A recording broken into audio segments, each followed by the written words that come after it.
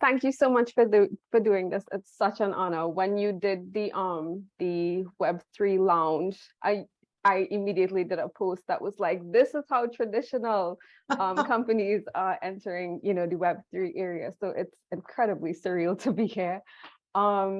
So my question is about marketing during a recession and having compassion for the realities of what our customer is experiencing. So not really leaning into like influencer marketing and things like that, because it seems a little out of touch.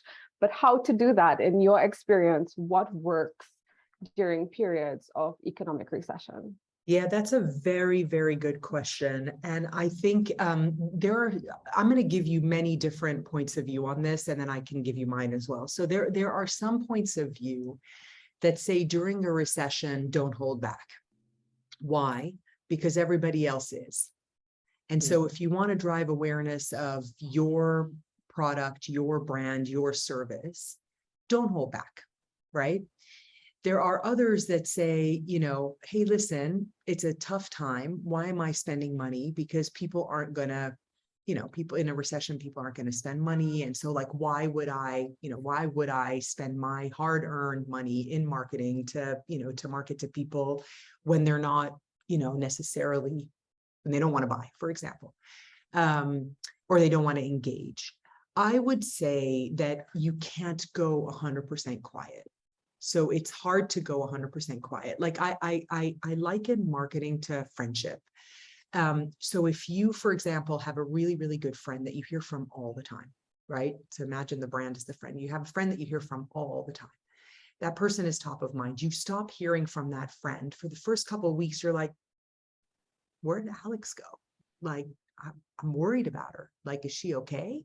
Right? You may call her a couple times. You may reach out to her a couple times. She doesn't reach out. She's quiet. You're like, okay. You might ask a couple other friends about her. They might not know what's going on with her either, right? Like after 3 months, you may reach out once. And then you're like, damn, Alex isn't like reaching out. Like I'm not hearing from Alex, right? 6 months down the line, you have substituted Alex with a new friend, right? Because there's quiet in your life, right? And you need that, whatever. So you substitute Alex with a new friend, and 6 months to a year later, Alex comes back and you're like, yo, I already have another friend. My whole point on that is if brands are quiet, like super, super, super quiet, it's going to take you a lot more to get back to where you were. And so I would say you have to be careful in a recession for many reasons. Number one is it's your hard-earned money that you're spending, right? From a marketing perspective. So you want to be careful to not waste it. So, but at the same time, you also want to spend smartly. You want to make sure that you're not completely out of touch, because somebody else will be spending money. Somebody else will be there, particularly in the loud noise and all the places you guys are playing. So that's number one.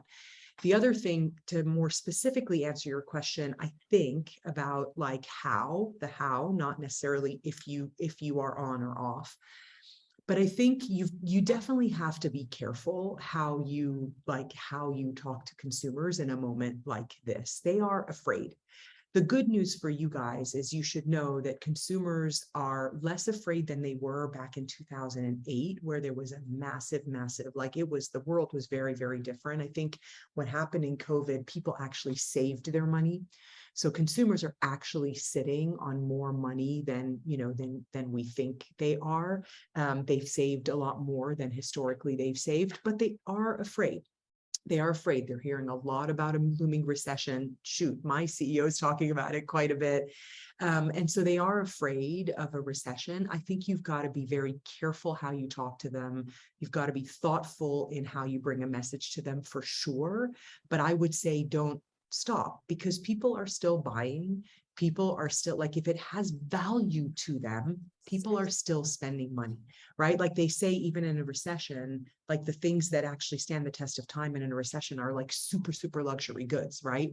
Why? Because people feel like they add a value to them. Or food, like it's high ends of the spectrum, right? It's things in the middle is where it becomes a little bit like you've got to make sure that they understand the value you bring to their life. And that's where I would say you want to focus your messaging is what's the value that your product brings? What's the value your service brings in this kind of a moment? You've definitely got to be thoughtful about what the messaging is about. But look, influencers can be actually very helpful even in that, right? Like, especially if they're influencers with heart and with empathy and with kindness, just I mean, if it's someone that's just like schlepping your stuff, that's a different story that feels a little bit like, like kind of out of touch during a time like this.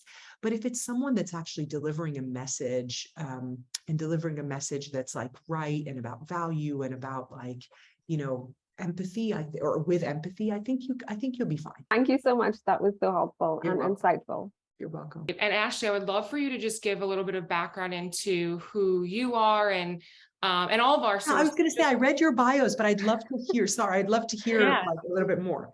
Yeah, no, definitely. That's why I was like, I want everyone to say their background. They all have incredible stories and background. I know, I'd love for everyone to tell them about themselves as well. So Ashley, if you wouldn't mind. Sure, yes. I was so excited to get to the question that I forgot that part. But I'm Ashley, I'm from Trinidad. I am a coach and social entrepreneur, and a lot of my work right now comes from, it's rooted in my own experiences with like poverty, childhood abuse, rape, and other forms of violence. These things have taught me that there's a lot of inequality in the world. But I found by paying attention to my family and by working with a lot of business owners, that entrepreneurship could really be a powerful vehicle to make the world a little bit more equal and to bridge that gap.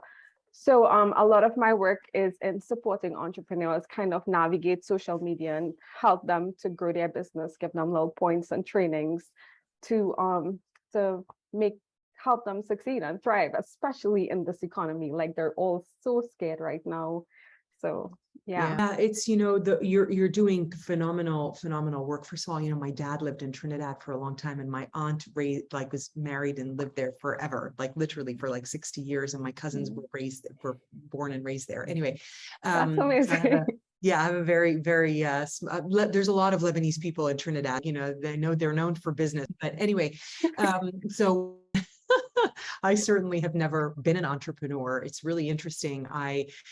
So many times when I speak with entrepreneurs, I actually, my hat's off to them, because, it is a lot of work. Like, I've got a ton of resources, right? I've always had a ton of resources. So it's kind of easy for me to, sit here and tell you guys all the stuff that I do, because I've always had so much money to spend as a marketer. But, and that's why I think for me, what is appropriate as we talk in these conversations is less about the amount of money that you have to spend. Because I would actually tell you that I think folks that don't have as much money to spend in marketing are actually being more innovative than the people that have a lot of money, and because you're much more careful about where you put that dollar and how that dollar gets spent and how you market. And even if you're not marketing, right, like, or spending money, even if it's just organic social media, posts that you're doing. So I just think that there's a lot of just basic kind of blocking and tackling things as you think about growing your business or helping people grow their business that I just think can stand the test of time, whether it's a big company or a little company. But man, entrepreneurs are, my hat's off, because it is a full-time job, day in and day out. I mean, you're waking up, you're going to sleep thinking about your business. And that's something to be really proud of. Thank you so much.